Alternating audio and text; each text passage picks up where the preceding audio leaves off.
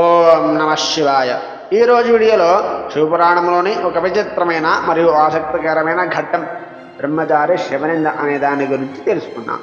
పార్వతీదేవిని పరీక్షించడానికి వచ్చిన శివుడు బ్రహ్మచారి వేషంలో భక్తిని కదిలించడానికి శివుడిపై భయంకరమైన నిందలు వేస్తాడు.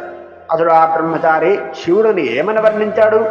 ఓ పార్వతి, ఆ శివుడు దిగంబరుడు, ఎప్పుడు శ్మశానంలోనే భూత ప్రేతాలతో తిరుగుతూ ఉంటాడు.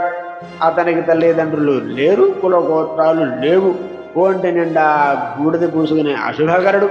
అలాంటి వాడిని విరూపాక్షుడిని అనగా 3 కళ్ళు ఉన్నవాడిని రాజకుమార్తెమైన నువ్వు ఎలా పెళ్లి చేసుకుంటావు అని బ్రహ్మచారి పలికిన కఠినమైన మాటలు.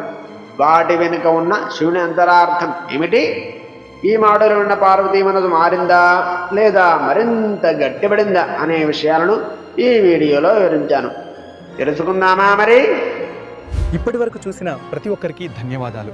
ఇలాంటి అద్భుతమైన వీడియోల కోసం ఇప్పుడు శివభక్తుడు ఛానల్ని సబ్స్క్రైబ్ చేసుకోండి.